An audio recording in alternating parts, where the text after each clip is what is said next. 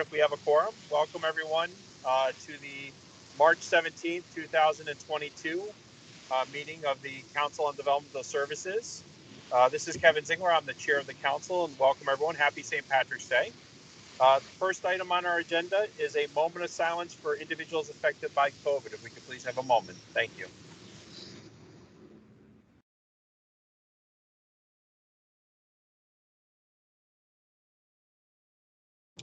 Thank you. Kevin, is your camera on? It can be in a minute here. There we go. Can you guys see me now? I'm in the vehicle. All right, yeah, now we can see. There we go. You're not driving, are you? No, my daughter is. So she's coming home from high school. Wow. So first item on the agenda is, well, actually, I want to take a moment of personal privilege, if I could, as chair. As mentioned by Mr. Carvel, we do have a guest with us, Deputy Commissioner Peter Mason.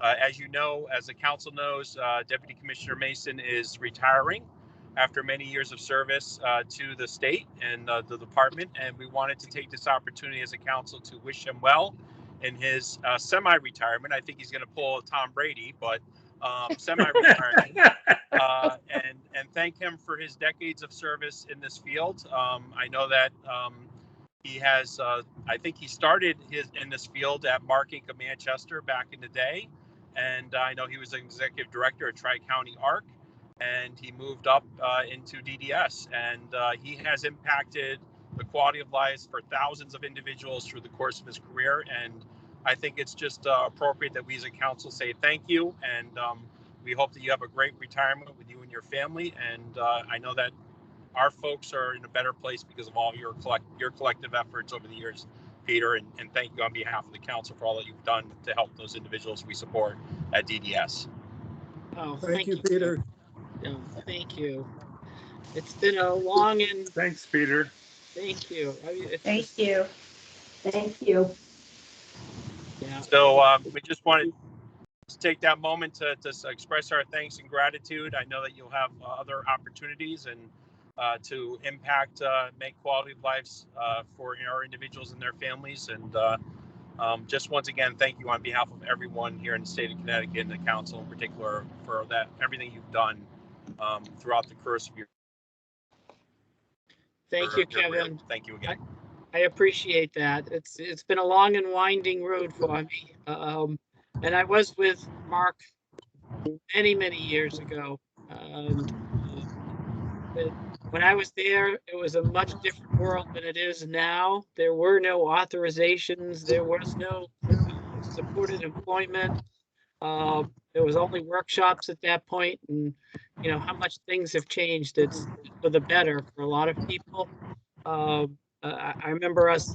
I was at Mark going into Mansfield and looking at who to bring out of Mansfield into a day program, and to see those people thrive after that, it just gave me a lot of confidence knowing that the community was the way for us to go. So I appreciate all that you guys do, and I appreciate your support and your kind words. Thank you.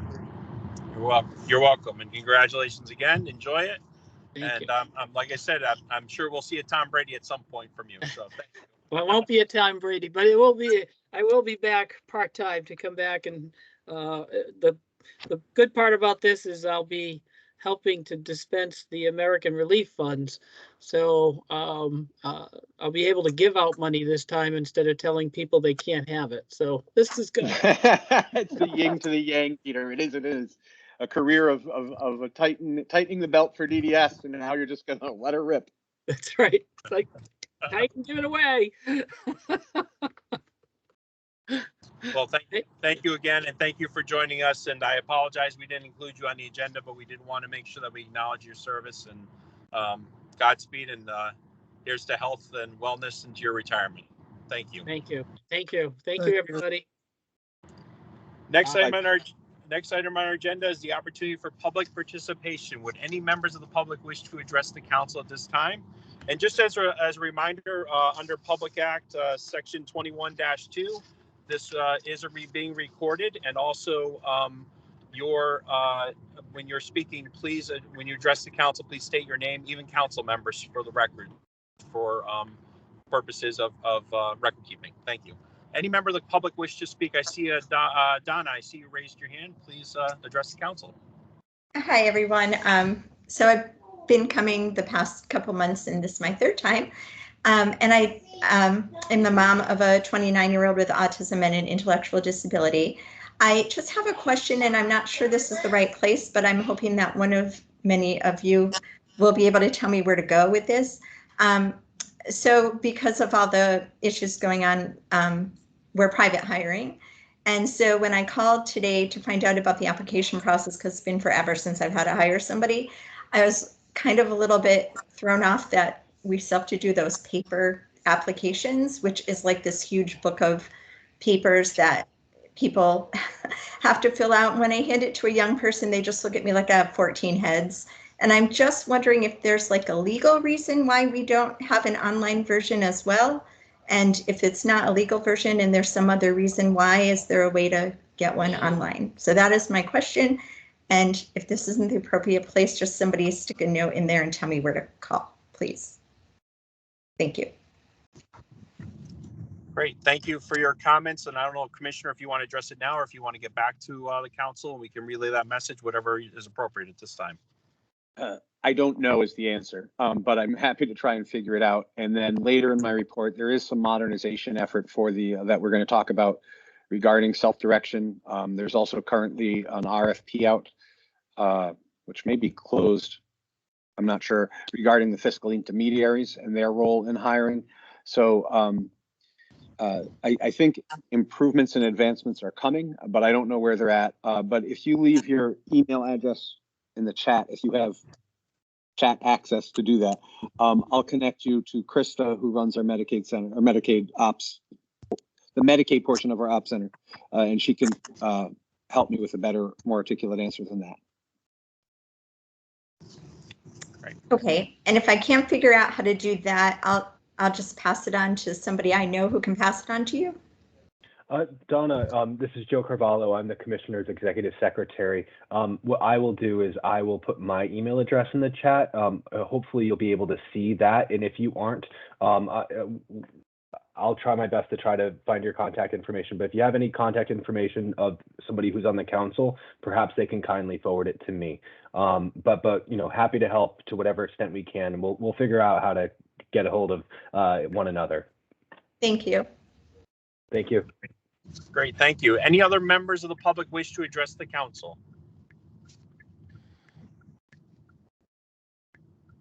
All right, seeing none, I'll close the opportunity for public hearing and move on to our next item on the agenda, which is the approval and review and approval of the previous council meeting minutes of February 17th. I know that they were sent over. Is there any further discussion or is there a motion to approve the minutes as presented? So moved. It's moved by Karen. Is there a second? And then we'll open up for discussions and amendments. Second. Seconded by Rick Lenz. Motion by Karen, seconded by Rick Lenz. Is there? We'll open up for discussion. Are there comments on the agenda minutes? I had one comment under the Ombudsman report. Rick Rothstein's comment. It says suggestion. What was it? Around 22. I have no idea what that means. Well, that means apparently Joe wasn't able to figure out what I said, and I don't know what I said because it was a month ago. So I think we can just let that pearl of wisdom drop. I could go back and watch the 22-minute mark again, but I won't stand in the way of the minutes being approved. I appreciate everyone's graciousness in reviewing the minutes. I apologize for that oversight there. How would we like to proceed?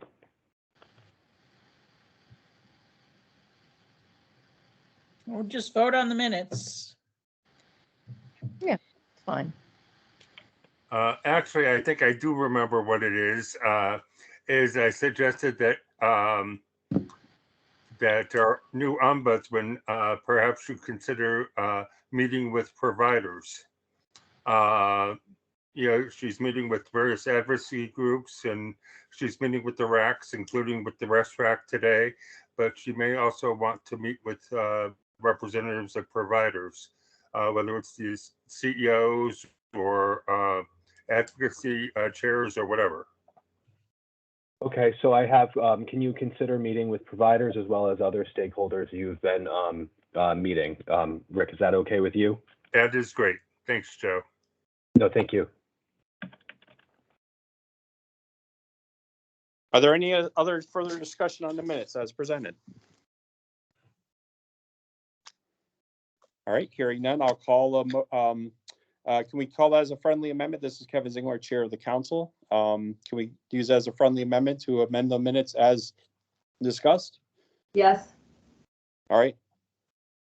Rick, is that okay with you as a second motion? That's fine. All right. All right. So can we have a motion to approve the minutes as amended, as discussed? All in favor, signify by saying aye. Aye. Anyone opposed? Chair votes aye and it passes unanimously. Thank you, everyone. Moving on to the next item on our agenda, we have an introduction of Cheryl Ellis, Director of Diversity, Equity, Inclusion. I'll turn it over to the Commissioner for remarks, and then we'll be introduced to Cheryl. Welcome. Thank you, Kevin, for the opportunity. I am pleased to introduce you to Dr. Cheryl Ellis. She can explain a little bit more of her background, but I'm going to explain how she got here. Pre-pandemic, we had some incidents at DDS, and there were some incidents during the course of the pandemic and before the pandemic that gave us pause, and both internally and externally, both in our staffing and in our service delivery system. And so I set about working with a group of staff and getting some input, and I realized the body of work around diversity, equity, and inclusion was far greater than could be part of my job to administer for the agency. And as we looked around the state, we saw there were other agencies that with various titles to that position over the history of those positions had an office specifically for that. And with the support of the administration, they let me go about that search. It took us a little while, a little longer than I wanted. Pandemic slowed it down, and finding the right candidate that would be a great match for us also slowed us down. But lo and behold, I got introduced through the interview process to Dr. Cheryl Ellis, and she brings to us a variety of experiences and talents, and has dug in right off the bat to share her gifts with us and to help us grow in our maturity with regards to the values, the principles, and understanding of diversity, equity, inclusion. And I've asked her to approach her job with two lenses, one with regards to how we get along as employees, how we work together, how we share together, how we communicate, how we understand one another, but also in time to take a look at our service delivery system and to look for opportunities to increase equity and justice within service delivery. And so the department really hasn't tackled that directly, at least not to my knowledge in the 10 years I've been with the department. And so she's got a lot of work ahead of her. But as I said, she dug right in. So we're very excited to have her, and I'm very excited to introduce to you Dr. Cheryl Ellis. Good evening, and thank you everyone for having me. As the commissioner stated, and thank you for that wonderful introduction. I am excited about the work. I'm excited about the ability to join the team. So just a little bit about myself, because you all didn't have the pleasure of seeing my resume or my biopic or anything of that nature. So I'll give you a little sense of who I am.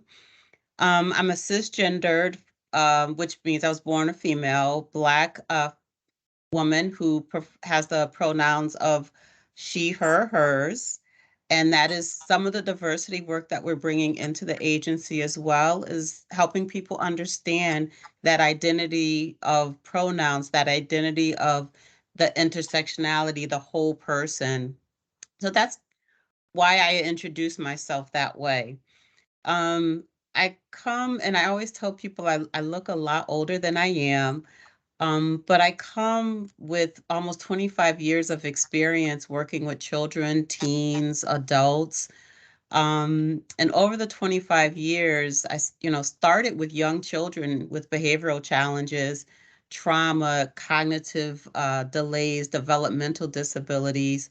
worked with pregnant mothers and exposed infants who, you often notice the disparities there, the healthcare, the socioeconomic, and the challenges that the children are born with, and then having to come into the community with that stigma, and the mothers having the challenges of integrating because of that, their use and the stigma of their use. So I started early in this work, unbeknownst to that's the direction I was going in. I then moved into working with young adults with mental illness, cognitive delays, and intellectual challenges through trauma, through just life transition and going from that, teenhood into adulthood, and just the challenges that you face with that dynamic, let alone having intellectual disabilities in a community and a society that doesn't understand you. So I also worked with adults with mental health and addiction services, and oftentimes that population would just overlap because of, again, the challenges that they had to encounter in the community. So I come working with a wealth of experience with different people. My diversity work started then, and it continued as a professor at the University of Hartford, the community work that I've done, and my focus with DDS is to really take all of that experience that I bring, take the experience of our families, take the experience of our staff, take the experience of the individuals we support, and integrate that in our work, system-wide, statewide, hear the authentic voices of everyone who is a partaker in this community that needs to be heard, that is sometimes becomes invisible. So I'm looking to work with families, community members, particularly diversifying some of our parental groups, some of our workforce groups, and really working together with everyone, including the regional areas, to make this happen and integrate it throughout our system, and not have it be just in the North region or in the South region, but to integrate it statewide. I've already, as the commissioner said, I kind of jumped in, and my ideas were here, and we're trying to hone them in so we can start somewhere. So we've started already with developing a newsletter. We created our first newsletter in February. It's centered around the topic of Black History Month and bringing some awareness around the contributions of that community and population. We will do that monthly, and we're looking to have that newsletter on the DEMA site. And Joe can help me with all of the acronyms and where things might be. But on the DDS site, we're going to have our newsletter posted so that it would have access for other people to have access, and not just our staff. We've also started, and I believe I was on a meeting with Donna, so Ms. Cohen, I'm sorry, I didn't mean to personalize your name without your permission, but coffee conversations, where that is an opportunity to dialogue, to speak to one another around different topics of inclusion, equity, equality, diversity. We've had one, and we're hoping to roll those out to the regions very soon. It started with our staff, and the staff have asked, and parents have asked, how we can include community members and others, and how we could make that happen in a forum where people feel comfortable, and that it doesn't get too large, where people can't have a safe place to talk. So we're looking to roll that out with the help of some of the regional staff and some of the self-advocate coordinators. We're developing a strategic plan. We're developing a mission and vision for diversity, equity, inclusion specifically. I'm working with Shannon to figure out how to include more families and diversify the families that participate in the meetings and the regional meetings. I'm working with the self-advocate coordinators right now to add their voice more consistently to our newsletter. And one particular project that I am working on with one of the self-advocate coordinators is providing support and solidarity and bringing awareness to things that are happening in the Ukraine. because that was something that was important to her. And I felt the diversity committee would be the perfect place to have that kind of education awareness go out to our staff. So those are the types of things that the department is looking to do and the direction we're hoping to move in, and having this not be a separate body, but integrated in all of our work and care in our system. So again, thank you for having me. Thank you for joining us, and we look forward to working in partnership with you and your department and the entire agency in terms of how we can make people more inclusive and feel welcomed here within the organization. So this is great work, and it's important work, and I commend you on taking this charge within the organization. Any questions or comments from council members?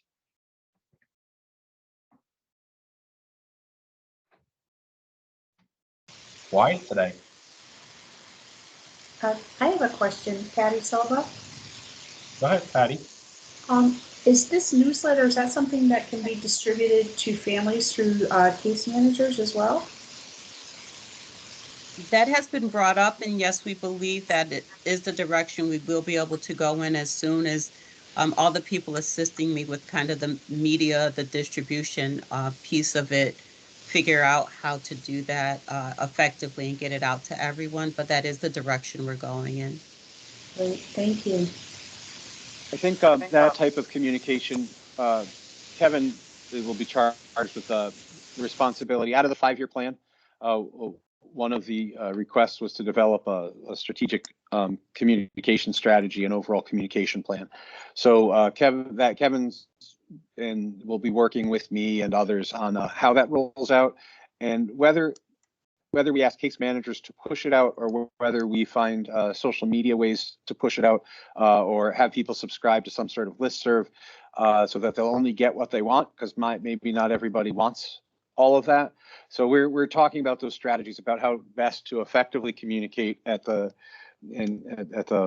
with the right amount of communication to the right people at the right time. So we have to figure some of that out, but yeah, that is part of that. That would certainly be part of the intent. This is Deb. I have a question because I spent yesterday afternoon on a DEI committee call for another organization that I'm part of, and one of the things we spent some time talking about is we hadn't set them, but what were our measures of success? I wonder if you've done any thinking yet about what your measures of success might be. So we're in the process of doing that currently. We had our first strategic planning committee meeting, and we are looking at our strategic plan, our goals, and how to incorporate all of these aspects in a way that would be feasible. So we have to determine our timeframes, our outcome measures, what we're looking at in terms of the end product. So we are doing that, and I have set an ambitious deadline of March 31st for that to happen. That's very ambitious. That's not easy to do. But I'm glad to hear that, because I think that gives the process a lot of credibility if people really understand what you're trying to achieve and how you're going to measure what you achieve. So I applaud you for that. This is Rick Lenz. Cheryl, will your strategic plan become available for us at some point? I will be submitting it to the commissioner, and based on his commitment, I believe that the information will be made available to people in the form that he feels is best. And I don't want to speak for the commissioner because he is on the line, but he can maybe talk more to that. I think that'd be great. Yeah, I don't have anything else to add at present, but like I said, with the communication strategy and how we communicate some of this and put that out will all be something we're in the process of thinking through. Unless I missed the question.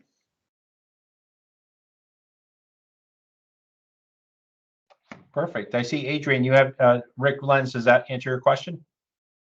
I think so, yeah. Okay. This is Kevin Ziegler. I'm the council chair. Adrian, I see you have your hand up.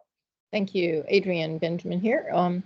I don't know if I missed it when you were talking, but are we talking about a newsletter that's physically going to go in the mail to people or just online? Currently, it is online, and Kevin Bronson and the commissioner are developing a plan on how that will be communicated out to other parties and how that will be distributed out. I hope It's that very, go ahead, Logan. I really think we have to get things in the mail to people. DDS used to do that. I know it's expensive, but there are families that don't have a lot of easy internet access, especially the kind of families we're hoping to reach out to. Families maybe that, and I think it needs to be bilingual, not to add more work to you, but someone in the department should be able to do that. Because there's people that just are not, they're pretty disenfranchised and disconnected in the first place. And I see that at the agency my daughter is involved with. They send everything out by email, and the same families are always involved in everything. We know there's families that don't access their email that easily, and it's a modern world, but it's not modern for everybody, and obviously you understand that.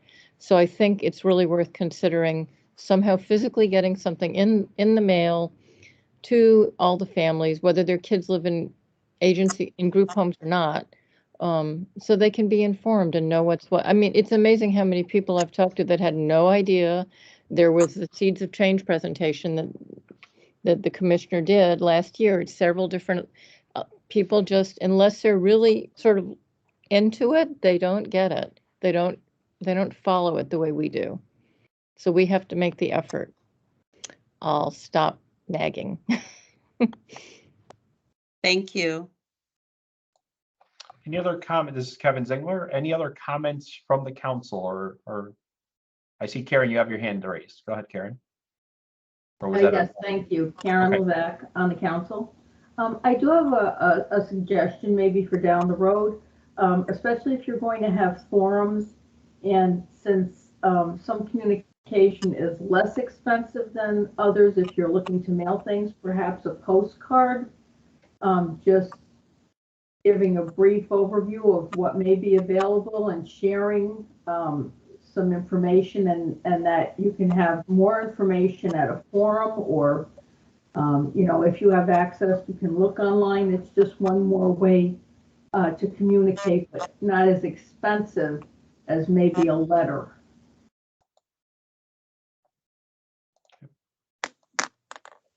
Great. Thank you for that suggestion, Karen.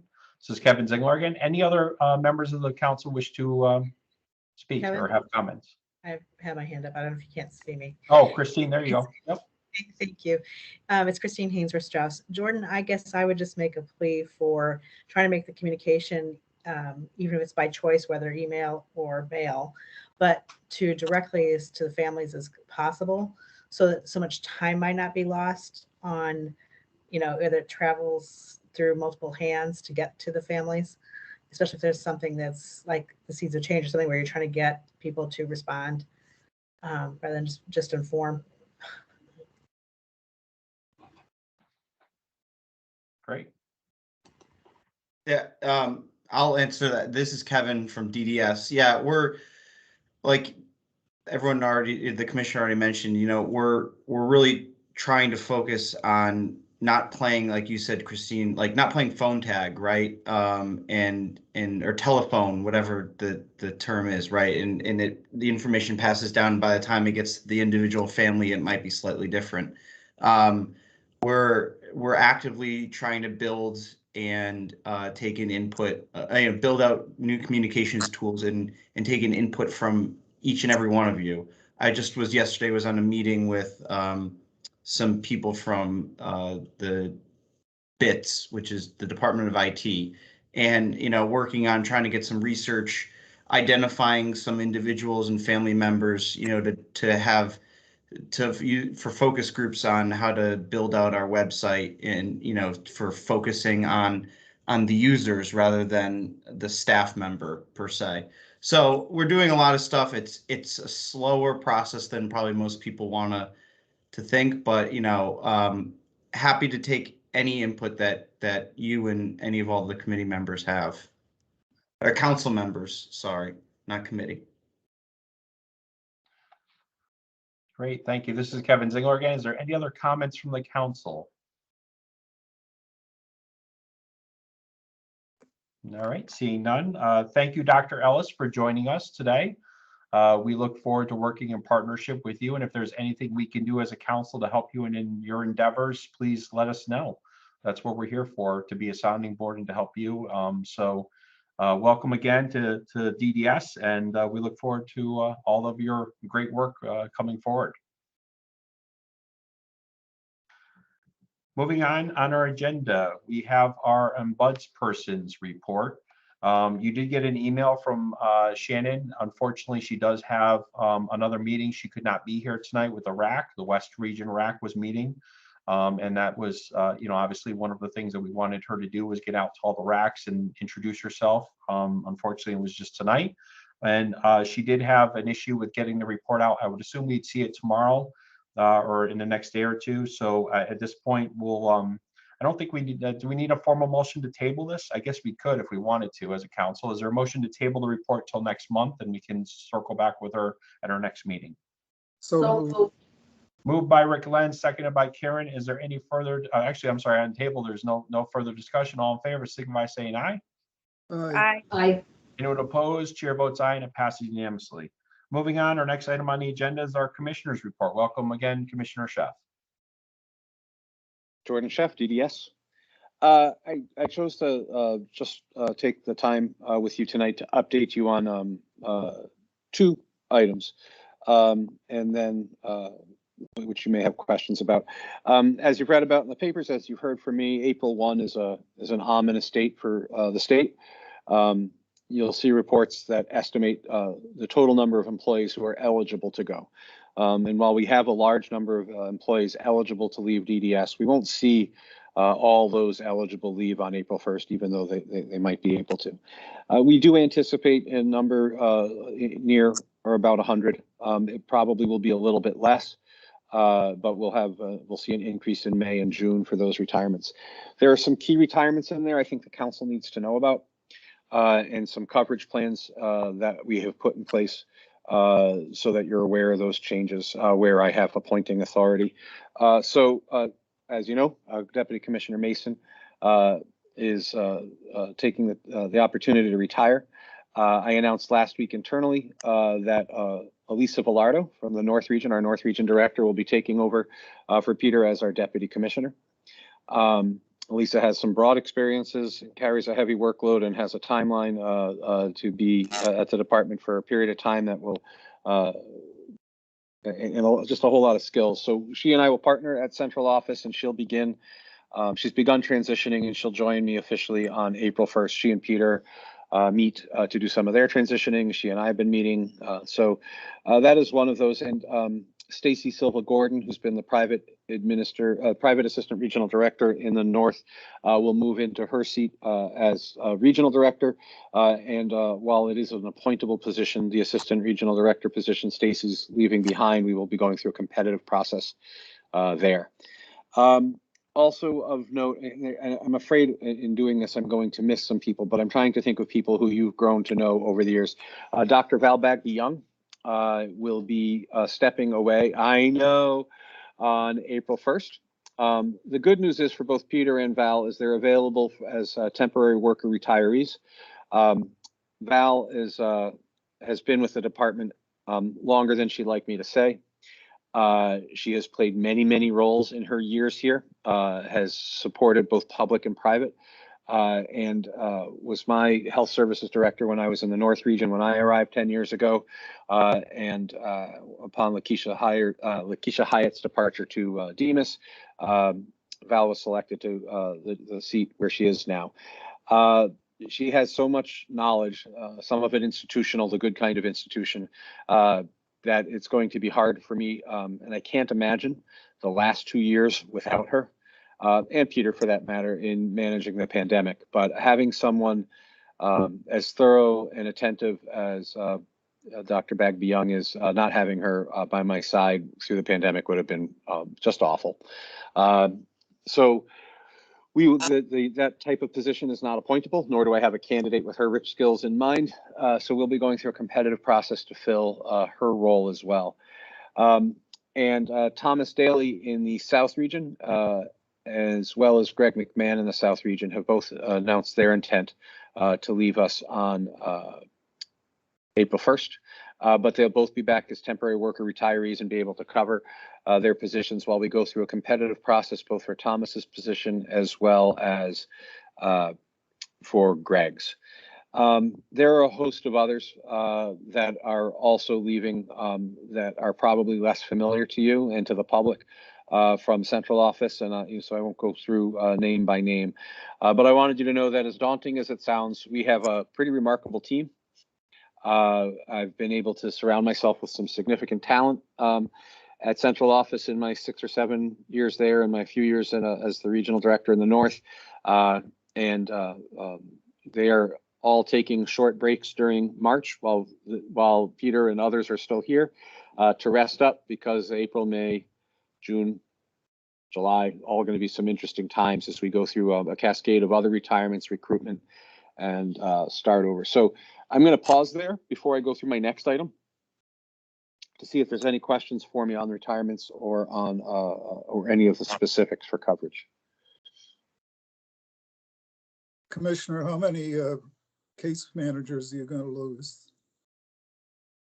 I don't know that. The total number of people leaving is 90. There's a fair amount, 90-ish. There's a fair amount of them that are direct care staff. I don't think that it's a particularly high number in case management, but we're always actively recruiting case managers.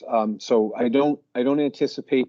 I think it's more at the case management supervisor level than at the case manager level that we'll see some of that pain from retirements. But I don't know that specifically, Rick. We can find that out. Appreciate it.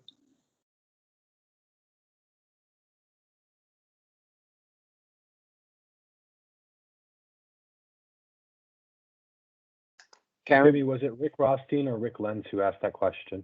Rick Lenz. Thank you. Karen Levac. Yes, thank you, Commissioner. Is there any plan for what the timeline is to replace South Regional Director and Greg McMahon also? So the temporary worker retiree positions allow for 120 days of service. So my goal is to get those positions filled and recruited within 120 business days. I hope it will be faster, but one of the nice things that happened under this administration through cooperation at both DAS and OPM is that we can get positions authorized for refill prior to the incumbent leaving. So usually you have to wait till the person's previously you had to wait till the position was actually separated. The person was actually separated from service, and then you could begin the refill process. So I think that we are ahead of the game in terms of getting what we call justifications for the position and things like that. I don't think it will be posted until April 1, but I think that it'll be ready to go pretty quick. And then it will depend on the candidate pool. We have weighted out some interesting candidate pools in a variety of positions, where the initial pool that came to us, rather than just pick from who was there, we decided to go back and re-recruit the position. Those are both really, having worked in one of them and supervised closely our IFS director in the North, those are really, really critical roles. And so we will post them and recruit and see who we get. And I would hope within 90 calendar days, we might be ready to fill that position. My guess is it may take a little longer. Thank you. Rick Rothstein. Yes, Commissioner, 2 questions. One is, I am very familiar with Thomas Daly, but I don't know who Greg McMahon's role, what his role was. So if you could just brief on that. So Greg McMahon, who has a long history in the system, I believe he was at the New London ARC as an exec prior to coming to work for the state. He has been our in-home family support assistant regional director, IFS assistant regional director in the South region, for a while, maybe my whole 10 years here. I'm not sure. But he has a lot of experience and he's been involved in a lot of things. So the types of things under the IFS director include respite centers, a lot of the grant programs, people who don't have a residential service who are seeking day programs, their case management teams, and a variety of people getting in-home supports. So a variety of things. He also has supervised and was integral in the development of our enhanced family support services, which was our sort of initial step at mobile crisis sort of work. So he's done a lot. He also is a longtime volunteer in Special Olympics and other things. So all around good guy. For those of you who don't know him, he's an all around good guy, and plays a pivotal role in the South region. So the other question is not related to DDS personnel, but I know you had an outstanding relationship with the OPM director, and she has moved on. And are you expecting to see any change in the attitude of OPM towards our departments because of that? I don't expect any change. Jeff Beckham's another good guy. I don't know him well, but the secretary has been. Secretary McCaw had been wonderful to work with. Paul Potamiamos was named as the deputy secretary underneath him, and he's was in a different position at OPM, but we have known him for many years. I've worked closely with him on a number of really difficult budgets at the end of the Malloy administration. So we're well known there. The undersecretary for Health and Human Services is a gentleman named Claudio, and I'm going to mess up his last name, so I'm not going to say it, but I'll get it for you. And Claudio has been on and working, and he was really helpful during the strike stuff coming up on a year ago. He was my conduit to Secretary McCaw during the middle of session and all of that going on. So there, Judy Dowd is still there. We have a number of strong relationships there, and I don't expect any change from the governor or the secretary.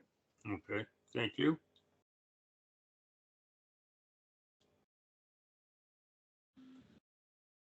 All right. The other item I was hoping to cover with you tonight, we've talked generally about ARPA funding,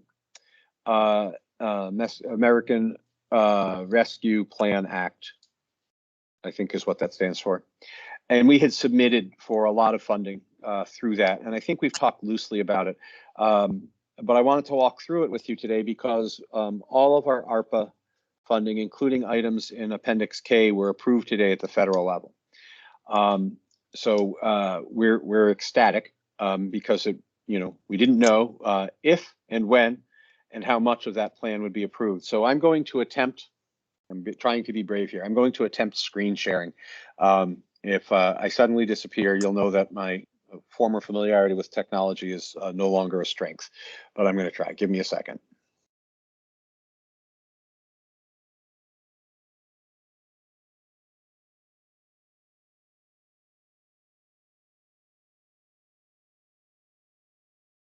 I think this is it. Let me know if you begin to see something.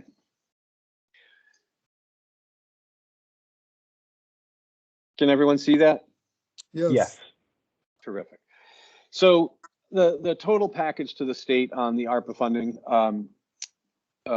was, goodness gracious, somewhere in the neighborhoods well, around 230 million from the feds with a match to our money. It's around a $460 million investment over a 3-year period, which is a large amount of money since it's not tied necessarily directly to services.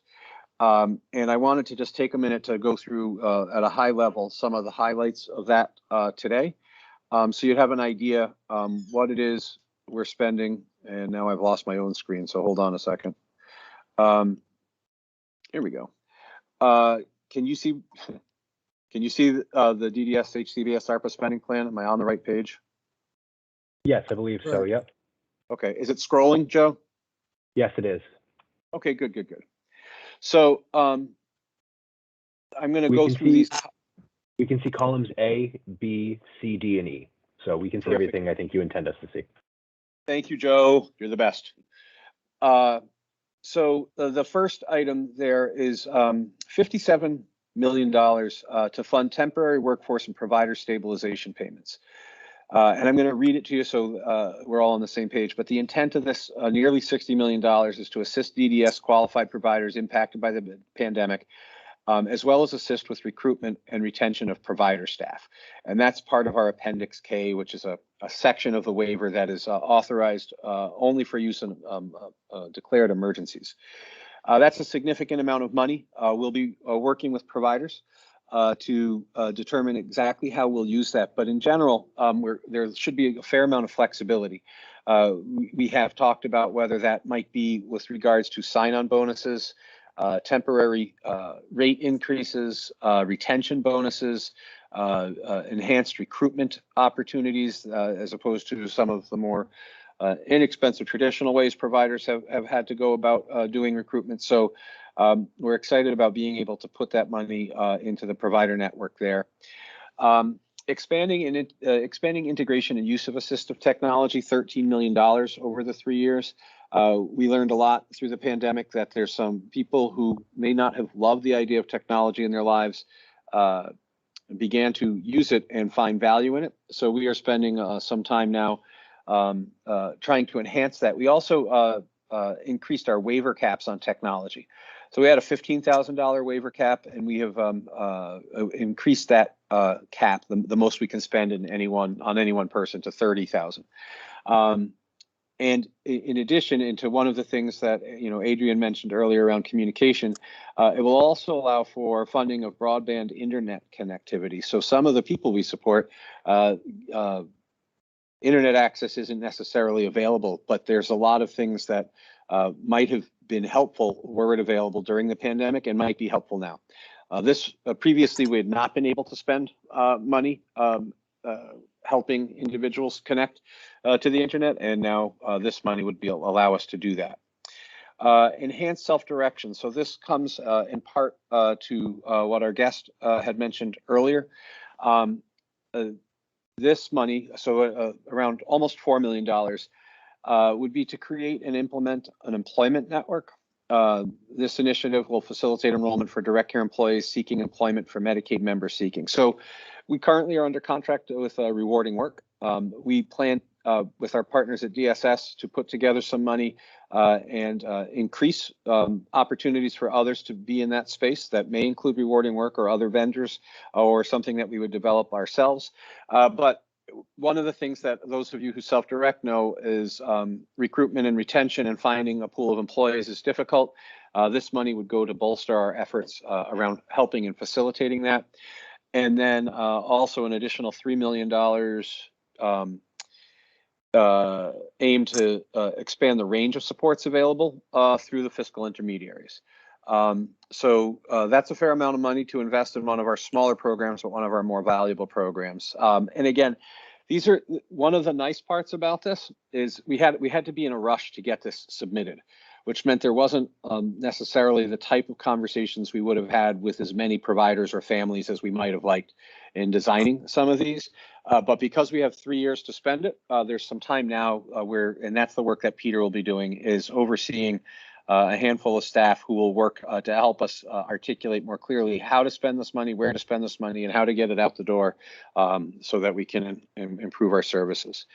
Those of you familiar with the IDASH program and what FAVAR, I think Steve Morris from FAVAR came to talk to us a little bit about the supportive housing model. He stood up there. We now have more than a handful of those, either coming online or online. This is an additional $10 million to continue to build up capacity in our supportive housing models, and it'll enhance staffing supports and provide training in either transitional housing program or within the supportive housing setting to provide supports to individuals who may require additional assistance. System transformation. So we have in the first line here an incentive payment program to encourage providers to consolidate current vacancies in congregate settings and redistribute savings to individuals on the state residential wait list. So you've heard me say this, and it's not always popular when I do, But this would be money that would go without strings to providers who successfully worked with the people that they support currently to identify less costly service models that might be appropriate for them, and where they can save money on that service delivery by helping someone live more independently, either through technology, supportive housing, or some other way, and create capacity in their in their older systems, CRSs and CLAs, so that someone could come off the wait list. We would provide them an incentive payment. We've talked about it for years, but there's really been nothing in it to providers to, and as a provider, I get that. If you were supporting somebody in a group home at $100,000 and you agreed to move them to an apartment where the supports only cost $40,000, you reduced your revenues by $60,000. Not that providers wouldn't do that if it was in the best interest of the individual, but in terms of motivating teams and providers to look at it, this puts some money where our mouth is, and allows us to try and sort of ignite some of that, what we think will be transformation. The second part of that focuses on stability of newly designed systems. So as we look at some of these things, there are families and individuals who are tepid about dipping their toe into different settings. This $25 million would allow us to essentially hold opportunities, or in other ways, make sure that providers are kept whole while somebody tries something new that they might not have if they thought their opportunity would have been eliminated. So you're living in a group home now, you'd like to try living in one of these supportive housing programs, but if it doesn't work out, what happens next? Currently, we only fund providers 30 days for an empty bed. This would allow us to fund providers over a longer period of time so that people could try and live in different places. And again, the whole concept is to sort of jolt the system a little bit and transform it and build capacity in a lot of these more independent models. And then a small amount of money that would come to the state over the 3-year period to hire and use consultants, or we have a bunch of different words we use besides that, durational employees and things. So that is to just staffing that would be at DDS that would help work directly with providers on a lot of this transformation. But as opposed to being part of their regular job, this would be their full-time work with us. Enhancing provider infrastructure, $42 million to providers to help modernize billing and other systems, electronic systems. They've had to try and keep up with the times forever by squeezing what they can, or going after grants, or holding fundraisers. This is money that we will, so that we can all move together towards a more modernized system and better use of technology to improve system outcomes. That's a big investment in the provider community over that 3 years. There's a small amount of money towards a comprehensive review of the universal assessment and the level of need groupings to ensure that as we move from our lawn-based system to our universal assessment, which is currently being utilized at DSS for a variety of services, that we leave no one behind, no provider, no individual. So there's some work that has to be done to test and validate the universal assessment against the current lawn. And then a hefty amount of money, as you all know, case managers continue to use Word documents to generate IPs. They're in separate files. There's no electronic system. So there's $34 million for us to finally, after many years, develop and bring on board an electronic case management record system. Additional money for the work we're already doing on the critical incident management system enhancements. I think we did a presentation around detecting those claims within Medicaid to determine adverse outcomes for people that were otherwise not reported. The NCI, an investment in NCI and a way to tackle that, as we're getting down to some of the smaller numbers. Creation of an outcome-based incentive program. So payments, an opportunity to look at a pilot that would pay providers based on outcomes as opposed to just services. So that there'll be a lot that goes into that, and this is just a small amount of seed money for that. And as I mentioned, additional project managers to staff us up. So now I have to figure out how to get out of sharing. So that was a lot of mouthfuls. I wanted you to see it as I said it. There is not all the meat on the bones yet. As I said, we had to, in great haste, get this request in. And so there's some pretty round figures. But unlike other times when working with the feds, where there's a lot of back and forth over funding proposals, this was was welcomed and met with pretty rapid approval, especially after the Appendix K was amended and submitted. So I will come up for air there and see if there's any questions. Adrian. Unmute. Okay. Adrian Benjamin, council member. Two questions. Have case managers already identified people they possibly think might move to a lesser, like from a group home to a less restrictive environment? And the reason I asked is because I've been on the council a really long time. I won't tell you how long, but it started in 2013, so do the math. And I've been hearing the same thing again and again, that we're going to find people who need less restrictive environments and don't need to be in a group home and could be in a different setting. I'm not against that whatsoever. It just seems like it never happened. So I'm curious why, or maybe it has happened, it just hasn't been reported.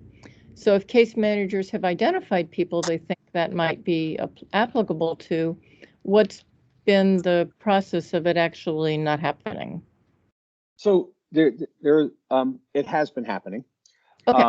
And it does happen. So almost okay. In my understanding and working with Elisa, almost all of the people moving into I- housing, many of the people, and I won't say most, many of the people moving into I- housing are people who've been in other, not all, but many have been in other service models that have then transitioned to that model. Additionally, we see people move from group homes to apartment programs or for group homes to CCHs periodically as well. So it does happen. It doesn't happen at the scale we think it ought to happen. And for all of our time together on the council, Adrian, and the few years you were there before me, technology didn't play the same role. So there's an evolution of what's available to make that work for people that wasn't the same in 2013 or 15 or 19 that is now. So we continue to add variables that make it more and more possible. And part of it is also looking for people coming in to the system who are ready for placement, that they don't necessarily need to start at a 24/7 group home level of care, and that we'd be able to explore that as well. But part of it is about trying to find the right level of service at the right time for the right person, as opposed to what we've traditionally done. I have another question if nobody else does, although I'm sure other people do. Or I'll just go. Can I go? Go ahead, Sure. Adrian. The floor is yours. So the universal lawn issue, I would really like to see people who have been in the system and have gone through the lawn process to be part of the team that discusses the universal lawn, that helps give feedback and input into it, because I know when I went through the Allied universal process, it was very, very different from our lawn process. And I think our lawn process is far superior. I know it's lengthy and a lot of work, but the Allied program for their version of the universal assessment, if that's what we're thinking of, I think that's going to really not help our family members. So I just think some of us, it doesn't have to be us as in everyone in this room, but experienced parents who've gone through the lawn process, I think really should be a part of this discussion about what the universal lawn is going to be. I will volunteer you to Krista. Okay. Hooray. Thank you. I do believe, so I think the first step is the $600,000 in there is actually just a statistical analysis, that they're going to vet one tool against the other to make sure that when you put the same variables in, you get the same ranges out. So I think we may have used UConn or UMass, and when we built the lawn, we used a university like that to make sure that we were getting, and I wish Julia from our business intelligence unit was here, reliability and validity, and there's a whole bunch of statistic words that I'm not good at. That's it. That was my husband's job for 35 years. Well, reliability and validity. And you, Yeah, and so yes, so I think that and consistency and I think that there's a measure around how the person administering the test. Is there any reliability issues if two different people administer the same test to the same person and get a different outcome? So there's another thing in there that I'm not familiar with. I think that's what the 600,000 is for. And then there's going to be training and opportunities to move to other things. But I will I'll mention that Krista's going to lead that effort. And Peter will be overseeing all this ARPA spending. So I will mention to both Krista and Peter, people involved in UA Talon. thank you. I got that. You're welcome. Right. Christine. On my meeting. Christine Hainsworth Strauss. I'm sorry, I was disconnected somehow from the meeting when you were going through the explanation, Jordan. So I really appreciate you breaking this down, but and I will try to rewatch the meeting, but I'm wondering, is this going to be posted somewhere so we can read it? I think it is already posted because we needed to, I believe it was posted because we had a public hearing and used this tool. But Kevin, if we have it already linked somewhere, can we share that link out with the council? And if we don't have it linked somewhere, can we work on doing that? Sure. This is Kevin Bronson. I'll check right now. Thank you, Kevin. Thank you, Kevin.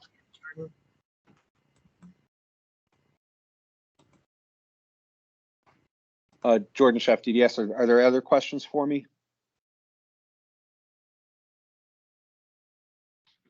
Hearing none. Kevin, the floor is yours. All right, thank you, Commissioner, and thank you for all of your efforts, and also on behalf of the council, I think we should commend.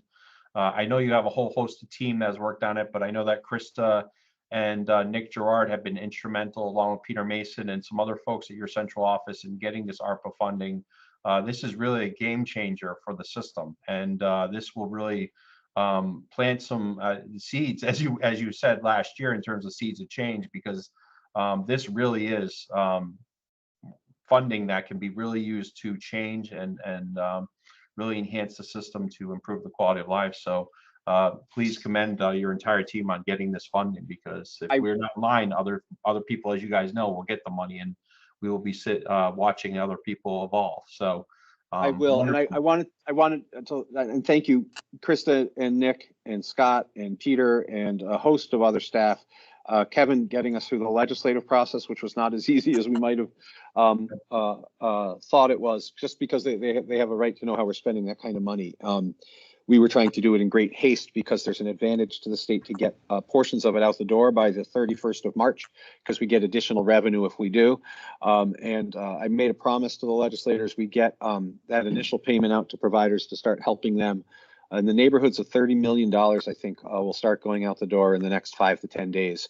That's right out of the ARPA funding, and that's in addition to stability payments that are typically go out mid-month for utilization issues during COVID, and then our regular monthly payment in April. So hopefully this starts to flow to providers and they start to feel some financial relief. I know that doesn't fix all the problems with the workforce issues they're having, but it'll hopefully at least give them some breathing room.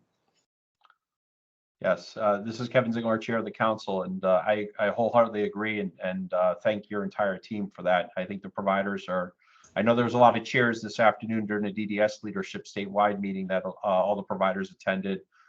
This really is a game changer, and we're happy to be a partner in that process in terms of moving forward. So great news all around. Congratulations to the entire DDS team, and thank you to everyone who had efforts in hand in this.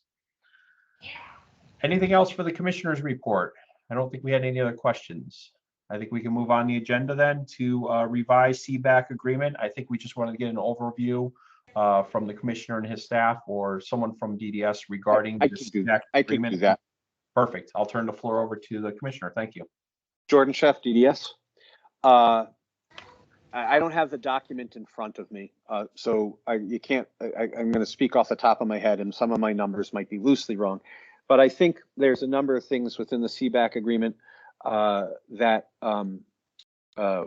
as it's been made public, include some retro bonuses for time during COVID for a lot of staff, including our frontline staff who as you know, at the agency level as well, have done heroic work. But for, Peter supervised his last emergency management meeting today. It's 2 years, sometimes a cadence of daily, often weekly, just now getting to monthly after 2 years. The staff who attend and support those meetings. So part of it is this retro payment to state employees going back to the beginning of what would have been the contract July 1st. And then a 2.5% cost of living and adjustment this year and back to July 1st in each of the next 2 years, with what's considered a reopener on wages only in the 4th year. That package, while it's accepted across the table at the CBAC level, there are several steps for it. And I'm not sure where each of those steps is, but the first thing is each of the individual bargaining units. And I think in totality, there's somewhere in the neighborhood of 30 bargaining units within the state. Each of them needs to ratify and accept the terms of the agreement. And then the legislature has an opportunity to vet and determine whether they wish to support the collective bargaining agreement, if I understand that process correctly. So it was a lot of work by the Office of Labor Relations and the CBAC, the State Employee Collective Bargaining Group, headed, I think, by Dan Livingston. A lot of work, a lot of time, a lot of sweat. I imagine a lot of tears and a lot of frustration, a lot of anger to come to the place that they did. And so there's still a few more steps. Assuming that those are approved, that will come into play post, as soon as it's ratified, I believe, by the bargaining units and then vetted by and approved by the legislature. So that's where that CBAC is. I didn't know if there were specific questions on it. This is Kevin Zingler. Any questions from council members on the CBAC agreement?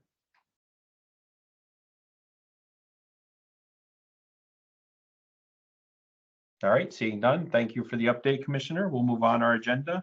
Last item on our agenda, or actually there's another item after this, we talk about upcoming meetings, but a journal published in AIDD Journal. So there was an article. Is there further discussion on this or an overview of this? Jordan Chef, DDS. So I misspoke at the last meeting and said it was an AAIDD study. It's actually from the NASD's organization, which is my national trade organization. And it's the workforce stability work that they do that our providers help us with on an annual basis. The data that I referenced was from fiscal year 20 or 21. Joe received the document from Elisa, or a link to the document from Elisa, and I don't know if it was shared out prior to the meeting.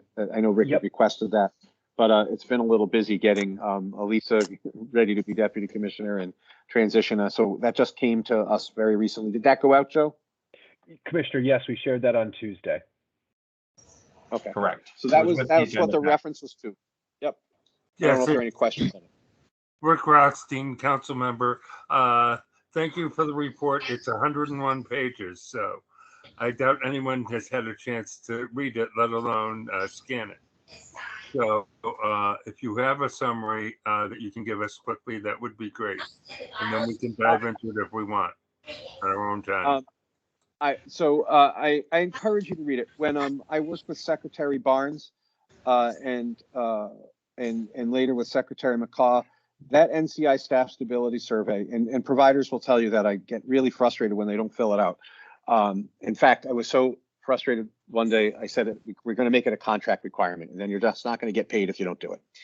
And then Peter talked me down off the ledge and said I couldn't make it a contract requirement. But it's really important.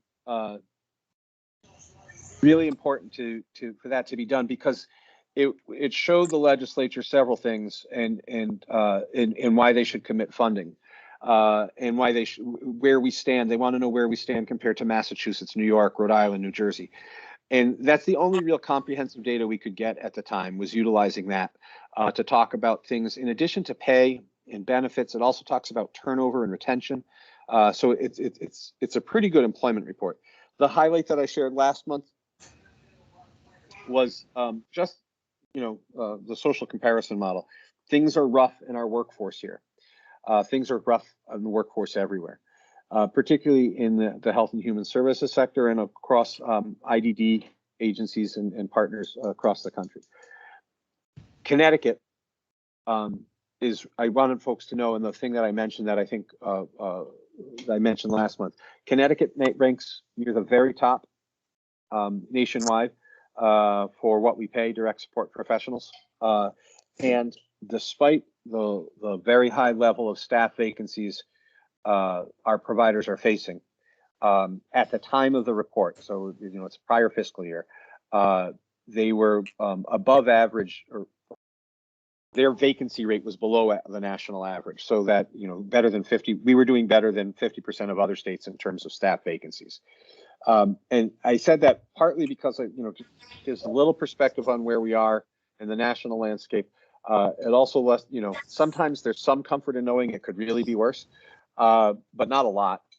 But I wanted folks just to kind of have an idea where we stand. And I think that we'll continue to have providers struggle until the workforce situation, part of it gets fixed itself, and part of it will get fixed through some of this ARPA money.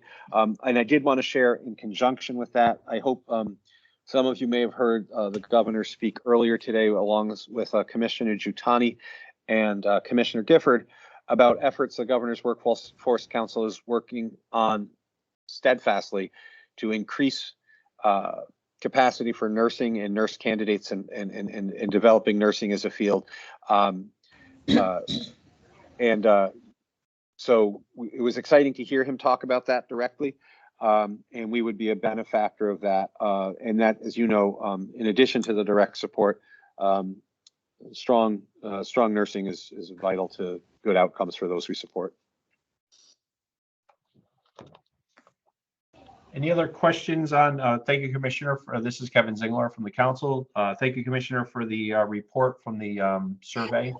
I would encourage all the council members to read it. And if you have any questions, to please submit them in writing to Joe, and Joe can get them over to the commissioner. And if we feel like we need to follow up on it at our next council meeting, I'd be happy to do so, put another agenda item on there. But thank you for forwarding that information to us. That is the last item on our agenda. The only item we did not put on the agenda, which we normally do, is any call for additional agenda items for next month's meeting. Are there any suggestions from council members for next month's meeting?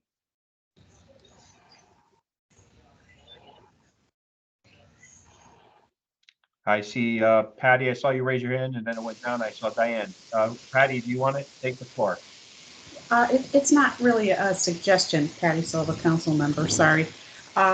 Just on the agenda, the date for the next meeting needs to reflect, I think it's April 21st, right? I sent out a correction and it's been posted onto the website, but I appreciate you pointing that out, though. I think we got another email about it too. Thank you. I printed it out a couple days ago. Thank you. We're going back to the future. Where we're going, we don't need roads. All right, I see Diane has her hand raised. Diane, welcome. Hi, Diane DeMinon, council member. I just thought if there's a possibility of having any updates on appropriations and how the work sessions are going. I watched that hearing. I thought Commissioner did a wonderful job. Adrienne, you did a great job, and your dog too. And just how are the work sessions going, and how do you feel things are going? You did a short presentation, but there were a lot of questions from the legislators, and so just for the future, if you have any answers for that. Yeah, I'll just brief highlights right now. I will tell you that session went well. I have not seen everything that the legislature has put forward in terms of everything that might be different than the governor's budget. As you know, my testimony was supporting the governor's budget, and the legislature certainly has the opportunity to do what they do and come up with their own. I haven't heard anything that would be adverse to our community. I think there is broad support in both chambers, both parties, and in all branches for the work that we do. It feels very different to me than it did when I came to DDS 10 years ago. And I think a number of you have a hand in doing the education and the handshaking and the testifying that has helped. Not that Not that I've ever heard any of them be dismissive of what we do, but we're also in a different time financially, and I think Governor Lamont and Secretary McCaw had a lot to do with that. So I haven't heard anything negative.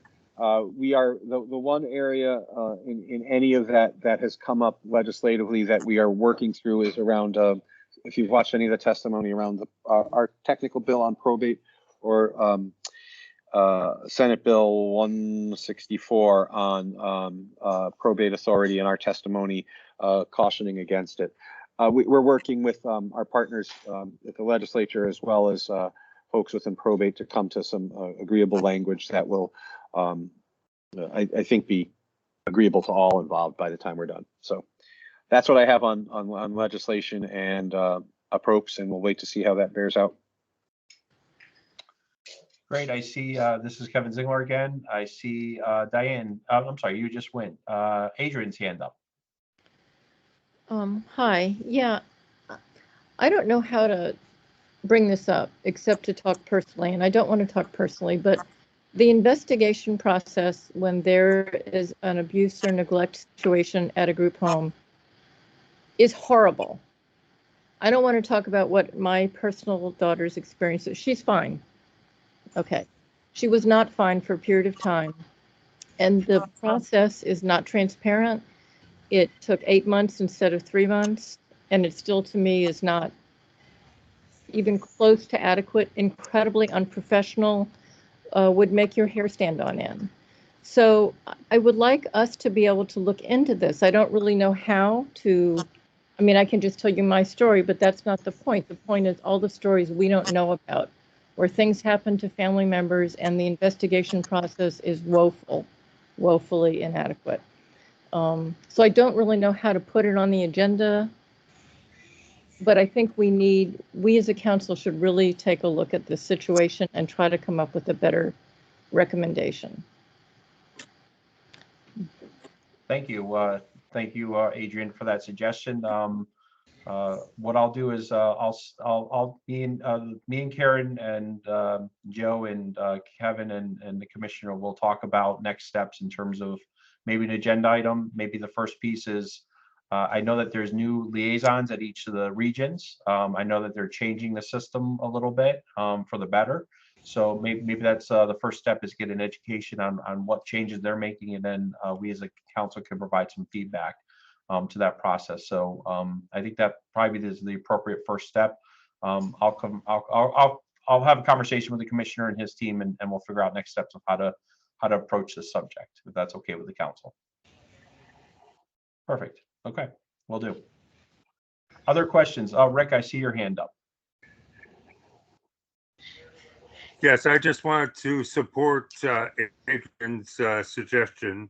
I was at the RAC meeting yesterday in the North, and I was introduced to the liaison in the North region, who seems to be a pretty sharp guy, but there do seem to be issues with the system that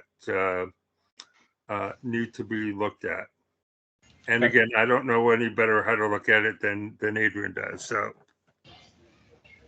Okay, thank you. I will bring that back, and we will talk about it as a leadership team for the council and figure out how we can best educate the council and figure out next steps. Other suggestions?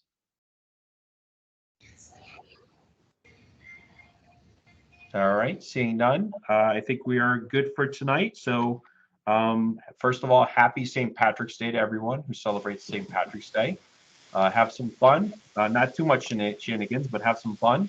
And happy St. Patrick's Day to everyone. And with that, I will entertain a motion to adjourn to our next meeting until April 21st at 4:30 p.m. via Teams. Is it who was moved by who? Patty. Patty, sorry, I didn't see it jump up. Is there a second? Second. Seconded by Rick Lenz. Is there any further? Well, actually, there's no discussion on motion to adjourn. All those in favor, signify by saying aye. Aye. Anyone opposed? Aye. Chair votes aye. We are adjourned until April 21st. Happy St. Patrick's Day, everyone. Thank you. Have a good night. Good night, everybody. Take care.